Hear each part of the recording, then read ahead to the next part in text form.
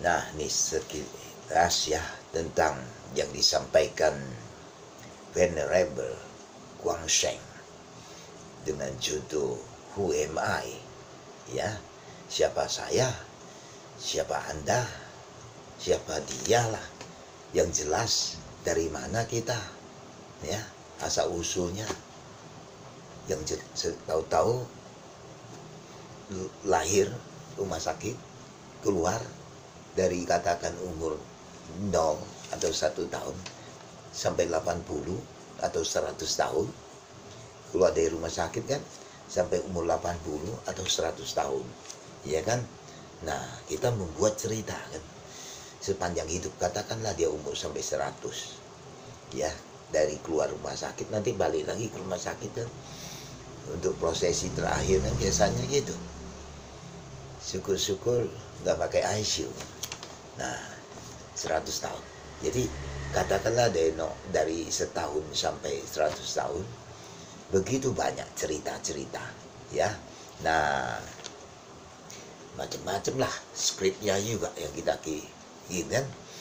Padahal Buddha udah ajarkan semuanya bahwa kita hidup, kita harus tahu, ya, tapi tidak percaya, ya.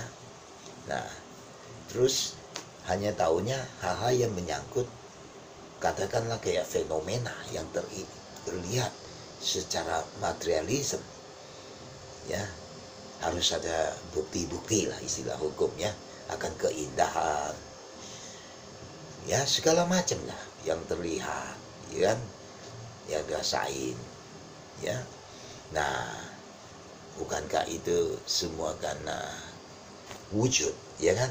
Nah, belum lagi dalam konteks untuk pendekatannya sebagai manusia, yang disebut manusia, dia harus punya badan, body, harus punya mind, pikiran. Nah, ini semuanya, ini semua jadi nyatu ya, dua itu maksudnya. Jadi I itu, saya itu di sini body, badan ditambah pikiran, ya kan? Nah, apalagi waktu masih muda kan, mana mau dengar, ya kan, hal-hal yang nggak nyata, mana mau percaya. Maunya yang indah-indah, yang cantik-cantik, segala unsur yang cuma wujud, ya. Nah, makanya wujud semua ini katakanlah untuk mendekati pendekatannya, di situ dia kasih charge. Nah, inti yang mau disampaikan sebenarnya seperti yang di Heart Sutra lah, ya. Wujud itu kosong, kosong itu wujud. Ya, istilah sesungguhnya istilah Mandarin meyu penti lah, ya kan. Nah, padahal dalam ceramah yang cukup panjang lebar ini, ya, kalau ilustrasinya ya seperti salesman, businessman, ya kan, pikiran sebagai manajernya, ya kan, operasionalnya kita minta bantu sama salesman dan lain sebagainya lah. Tapi yang inti saya tangkap itu mau disampaikan seperti charge yang dia bikin tentang 8 kesadaran. Nah, kalau misalnya istilahnya mata, ya kan, formnya kan, lihat kan bentuk, keren nih, ya kan. Nah, ears, pendengaran, sound, ya, suara, hidung, bau-bauan, tongue, istilahnya lidah kan untuk rasa, touch, sentuhan badan, ya kan. Dan itu 5 yang namanya skanda atau panca indera, tambah 1 lagi yaitu pikiran. Nah, jadi skanda, 5 skanda tadi, panca indera ditambah 1 pikiran, itu 5 skanda atau tambah plus pikiran itu jadinya mano consciousness. Ya, istilahnya kesadaran. Jadi pikiran itu masuk, katakanlah, kalau boleh dikatakan panca indera ke-6. Ya.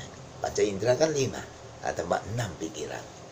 Jadi mano consciousness, ya kan.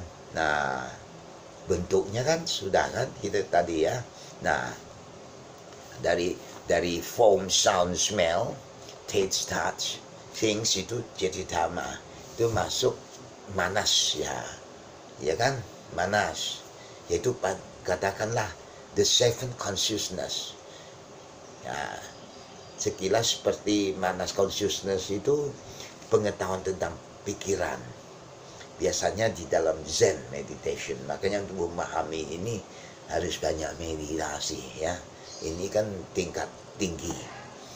Istilahnya bahasa yang disampaikan, katakanlah penyampaian ke para jiwa gitu loh. Nah, dan yang kedelapannya itu alaya consciousness. Katakanlah kesadaran ke-8 yang sekilas ya istilah saya semacam kayak gudang atau toko untuk nyimpan barang-barang yang mana nanti bisa dipakai hari depannya ya.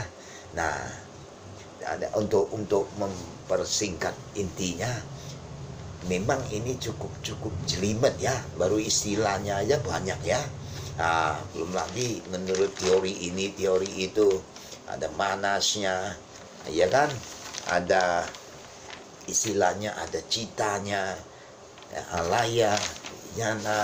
Nah, untuk mempersingkat dan supaya lebih clear dan cukup sempurna, saya pakai penjelasan seperti sekilas ya, yang sederhana dari Sudha Macaro. Di situ disampaikan sekilas bahwa kesadaran itu kan istilah palinya kan winyana, dan pikiran itu sankara.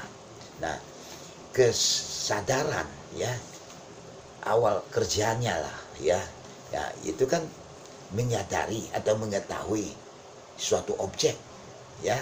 Nah, jelas harus kontak, itulah yang fenomena ya kan. Nah, kontak tergantung apa, lihat penglihatan cakep, nah dengar suaranya kok jelek begitu ya. Pokoknya pintunya 5 itu yen precision itu, precision ya, ada mata, ada panca indera gitu loh.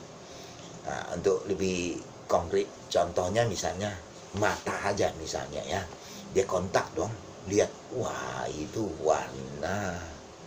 Nah, timbul dong kesadarannya. Kesadaran maksudnya yang mau diketahui, oh itu warna. Lalu masuk pencerapan, sanya, ingatan dong. Nah, pencerapan, nilai dong, analisis dong. Tuh ingat dong, ingat, cari, di memory card, di gudang. Ya istilah saya itu kayak semacam unconsciousness ya kan. Tadi juga maksud yang Kuang Cheng kan udah bilang, yang kita ingat yang apa kan mungkin yang sekarang, ya udah lewat mana mungkin ya. Tapi jangan salah, istilahnya di unconsciousness-nya itu simpan ya. Saya lanjutin seperti merah tadi kan, kontak mata udah lihat, oh itu merah ya kan. Nah, kemudian pikiran kan bekerja dong ya. Selanjutnya merah itu merah apa? Nah, mulai dah, oh tua, oh muda ya kan. Ya terus apa itu bunga mawar ya kan. Nah, urusan pikiran itu terhadap warna merah itu bukan hanya ribuan, bahkan miliaran bentuk pikiran ya. Makanya icana cician sekejap itu begitu banyak, luar biasa tungtaunya ya. Ya maksudnya itu bilang sekali itu sekilat begitu mungkin triliun. Bagaimana itu, ya kan? Selain itu pikiran juga, nah, itu bisa menimbulkan apakah positif atau negatif. Begitu juga dengan panca indera lain seperti mendengar, ya, termasuk bacalah, ya. Lihat kan tadi udah, atau istilahnya peristiwa-peristiwa, ya. Nah, dilalui kesadaran tersebut tadi, ya. Nah, muncullah pikiran-pikiran, ya, apa itu negatif, positif, selalu terkerangkeng di dalam dualisme kan. Nah, berjumlah ribuan, miliaran bentuk pikiran yang cepatnya wah lebih dari kilat, yang nggak bisa, bahkan kesadaran sendiri pun kalah cepat, ya. Tiap saat dia berubah, pecah, ya, kayak ion-ion bagaimana. Nah, jadi setiap ada istilah objek lah, ya. Nah, dia akan kontak dengan mata, hidung atau apa, lalu muncul lewat pintu kesadaran terlebih dahulu. Nah, terus dianalisis, ya, objek apa gitu loh. Nah, begitu juga dengan lidah, ya kan, ya, seperti yang tadi, ya, kontak misalnya makanan atau minuman.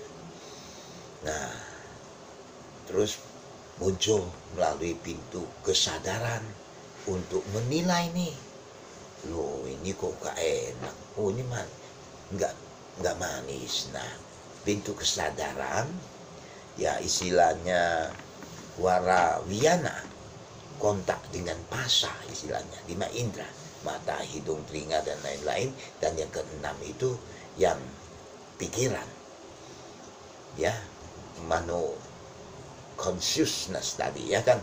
Inilah, ya, yang diajarkan untuk sebenarnya, ya, itu yang tadi, untuk memahami benar-benar tentang proses itu harus prajna, ya, simpelnya ya meditasi, memperhatikan timbulannya, amati, karena ajaran Buddha itu ya analisis, ya, yang saya suka bilang semacam kayak saintis gitu loh, ya. Jadi dia bukan istilahnya nerimo jadi gitu loh. Makanya istilah paling unggulnya itu kan cuma ehipasiko, datang gitu loh. Bukan datang lihat lu mesti percaya, protes kualat, bukan. Nah, itu hanya sekilas saja, ya. Memang banyak itu yang disampaikan oleh Venerable Cheng Yen, tapi intinya itu ada charge-nya, ya. Oke, thank you.